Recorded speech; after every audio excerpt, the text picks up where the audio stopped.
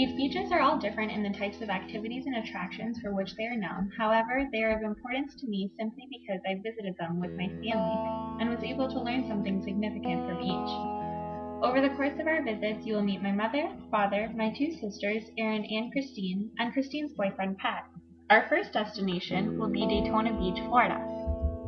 We travel to Daytona every summer for our Ducharme family vacation. Here, we enjoy the white sand beaches where we soak up the sun, go on endless bike rides, and cool off in the pounding surf of the Atlantic Ocean. Where we stay is in Flagler Beach, which is part of the Daytona Beach area.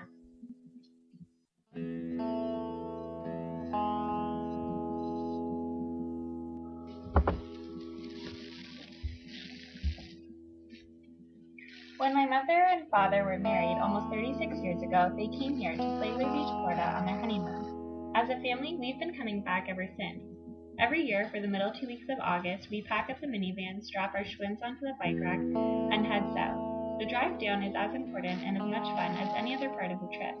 My sisters and I play cards, listen to music, and watch movies together, until we're called upon to drive. Actually, we divide ourselves into teams of two. My parents are normally the first to drive, and then when fatigue sets in, my sister Christine and her longtime boyfriend Pat take the wheel. My sister Erin and I always seem to take the anchor leg.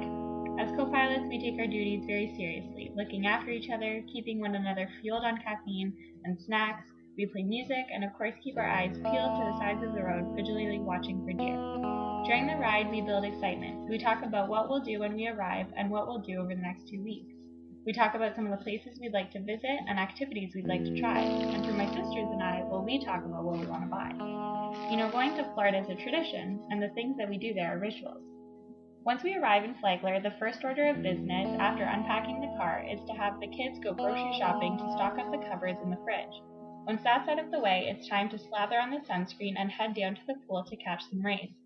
And that's it for day one. The following morning, we're up early, taking our first of many walks on the beach, a quick shower, and a light breakfast, and then we're back in the car on the way to the Daytona Flea Market. There you can buy anything from puppies to perfume, but we're mostly interested in fresh fruit and phone accessories. We see the same vendors year after year and enjoy catching up with them. On the way home from the market, we kick tires and shop for teas at the world's largest Harley-Davidson dealership, started by the late Bruce Rossmeyer. And once that's out of our systems, it's utopia. We're free to do whatever we please for the balance of the trip. Now, the only sure activity that happens each and every morning is a long walk on the beach. We wake up, throw on our bathing suits, and walk down to the surf. We dip our toes into the ocean, and then walk along the sandy shore for about an hour. We usually run into the park rangers as they perform their turtle patrol. Occasionally, we'll stumble upon a hatching, which is when the ranger uncovers a nest and helps the soft shells make their way to the water. During the walks, we talk about anything and everything, including our plans for the day, which almost always include hours of lounging by the pool or swimming in the ocean. We all love to veg out and enjoy the sound of the ocean waves. It's a sure bet that Christine and I will spend at least 2 full evenings at the St. Augustine Outlet Mall and a full day at the one in Orlando. Meals will most likely consist of cinnamon pretzels and more cinnamon pretzels. Another must is going to see a movie with my sister Erin at the local theater. There will be an evening shop at Target with the whole group and several spontaneous trips to Sally's Ice Cream Parlor, a little hole in the wall at the pier in Flagler. Then, during our final weekend, just before we depart, we trade our bathing suits for shorts and tees and descend on the local Cracker Barrel for one of their all-day breakfasts. Year after year, we look forward to redoing all of these things, but we mostly enjoy doing them together. As Fuse mentioned in her 1992 article, family rituals such as ours of traveling to Florida each summer provide each of us, my sisters and parents, with a sense of identity and belonging to our family system. The fact that as our family grows older, we are still participating in this ritual reflects our shared understanding of the importance to family and spending time together. This is another critical domain of family systems that family rituals encompass, according to Fuse. My sisters and I were each born about 5 years apart. That puts a 10-year age gap between my eldest sister Erin and me. However, just as Fuse explains, our family ritual of going to Florida each summer provides us with a sense of belongingness that stretches across age differences and generations. As a group, we put a great deal of importance on this holiday. It is our only holiday together each year. We always know what to expect when we get to Florida. We look forward to seeing the familiar faces of owners and renters at the condominium, and we know our way around. We've come to know our way around the area without the need for a map. It's familiar and comfortable. It's our home away from home, or as Oldenburg might say, it's our third place. Florida for us holds many of the elements that a third place should. It's an escape, it frees us of our work obligations and responsibilities, but it also forces us to relax. It provides opportunities for exciting experiences and to build our relationships. It's a place where as a family we go to enjoy each other's company.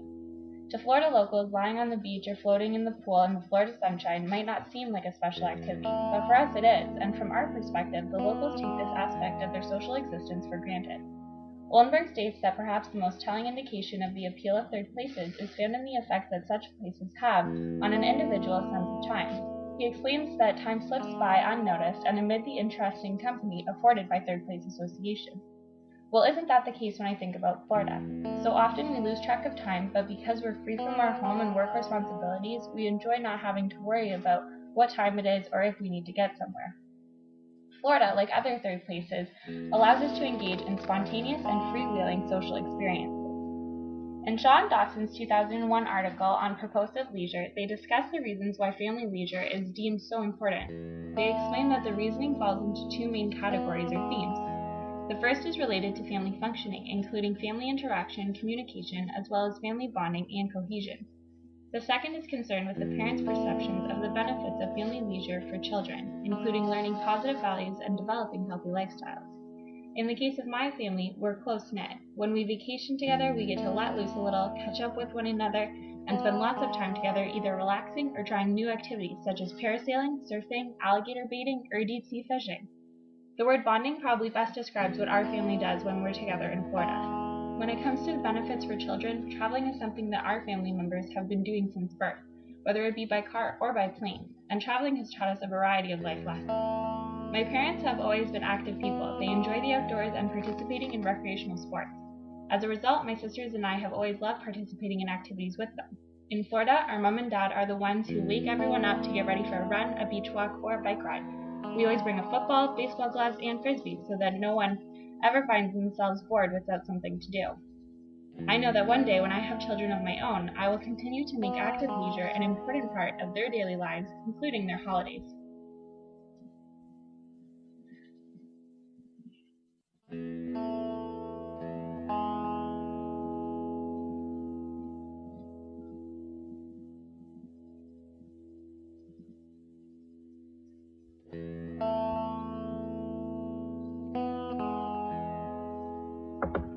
Now we will travel across the pond to Sainte Marie de la Mer. It's a small fishing village located in the south of France on the clear blue waters of the Mediterranean. Here, my fondest memory is of my sisters and I riding the famous white camrock horses on the beach.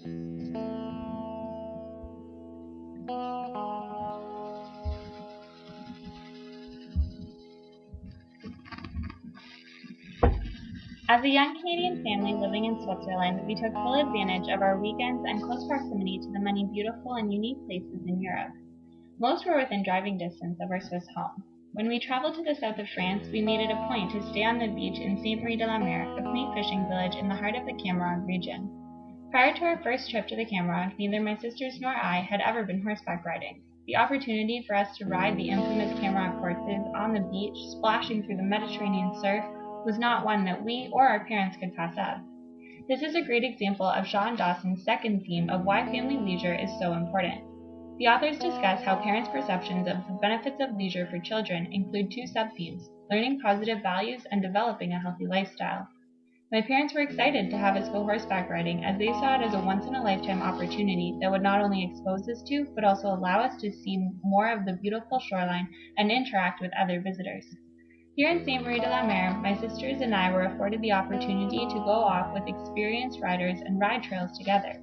As the youngest, I always trusted that my older sisters would look after and protect me. Going on adventures such as this helped to strengthen the trust between us, and it helped to solidify our sibling bond. In his article, Leto and his colleagues in 2009 explained how family vacation travel is much more than just getting to a particular destination.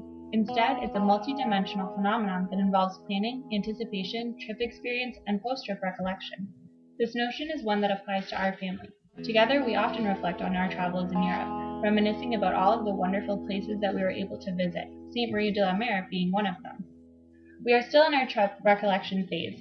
We can also subscribe to Lado Ayala's belief that vacation activities provide unique opportunities for interaction among family members, or in my case, among sisters.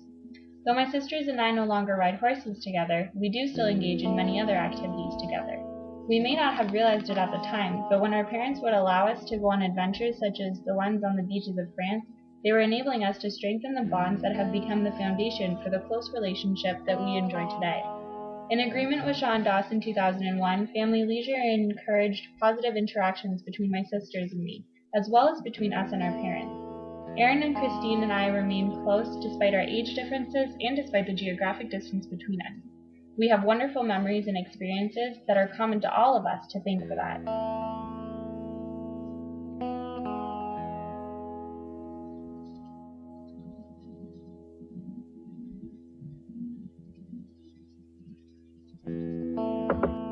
Finally, we are going to take a quick trip to the north of France to visit the beaches of Normandy. These beaches are important to me as they speak to my Canadian heritage.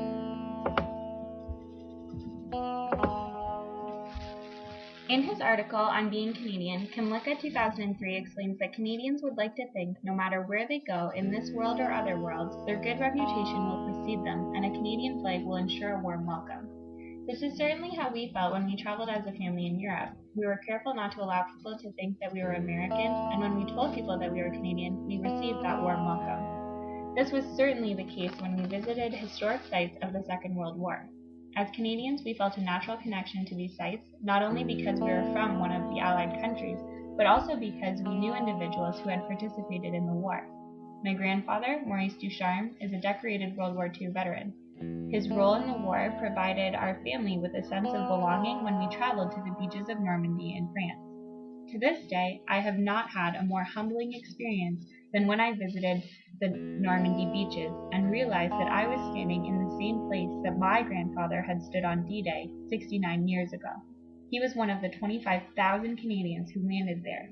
The things that I saw and learned at the beaches of Normandy have remained with me, and despite my young age, my visits to those sites sparked an interest in Canadian history. As I grew older, on those rare occasions when my grandfather would share stories with me about the war, I was able to apply context and better understand geographically where he was and the significance of what he was saying. Walking on the beaches of Normandy with my family and witnessing the site where the most significant military attack of the Second World War took place instilled a sense of national pride in me.